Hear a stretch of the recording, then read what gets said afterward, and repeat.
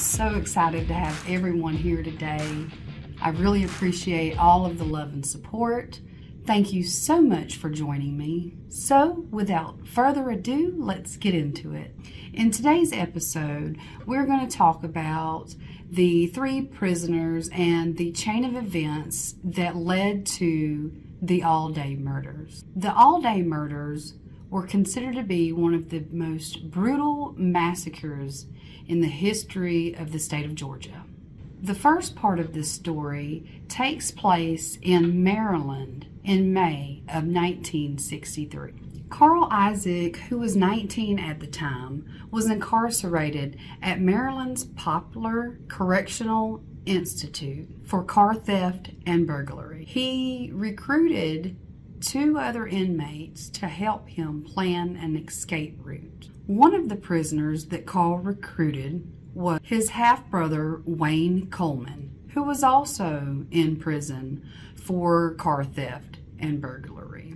And the other man was George Dungy, who was 36 at the time, serving a sentence for contempt of court for not paying his child support payment. The fugitives managed to escape the low-security prison through a bathroom window, where they then hid out in some woods nearby until they were able to steal a car. Before the fugitives headed out of town, they stopped to see a few family members. At one of the stops, they picked up Carl Isaac's little brother, Billy Isaacs, who was only 15 at the time. Billy Isaac idolized his big brother, so it is no surprise that he decided to tag along on their little road trip.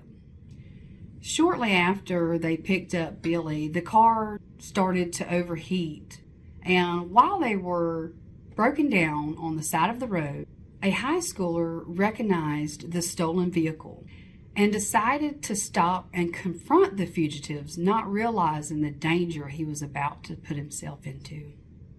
They stole his car, unfortunately, and the high schooler named Wayne Miller was later found shot and dead.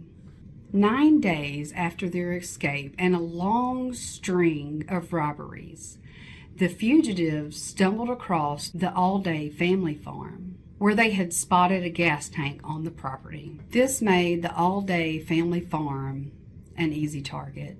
This story takes place in Donaldsonville, Georgia, not far from my hometown.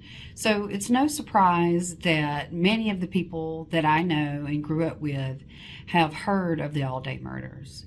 It was known as one of the most heinous crimes Georgia has ever seen.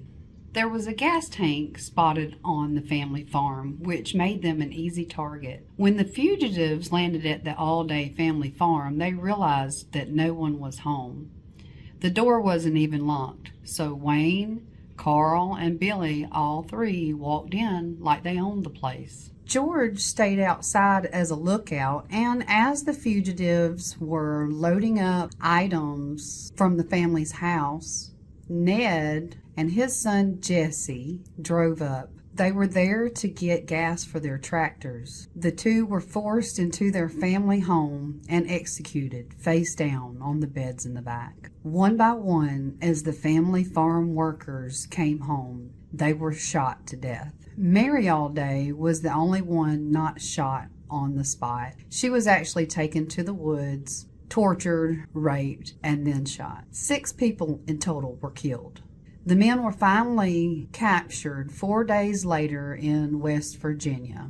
They had decided to turn around to take their 15-year-old little brother, Billy Isaac, home. But by that point, it was too late. The damage had already been done. Carl Isaac was executed May 6, 2003 by lethal injection. In April of 2006, George Dungy had a heart attack while serving his sentence. Billy Isaac served 20 years in prison and died a free man in 2009. Wayne Coleman was the only surviving Alday killer up until January 16, 2023. But he recently passed at age 70 while serving his sentence. There are absolutely no words to describe how heinous this crime was. This was a truly horrific crime and one of the worst massacres in the state of Georgia. Thank you all so much for stopping in today. Make sure you let me know what you think about this story down in the comments, and I'll see you next week. Bye.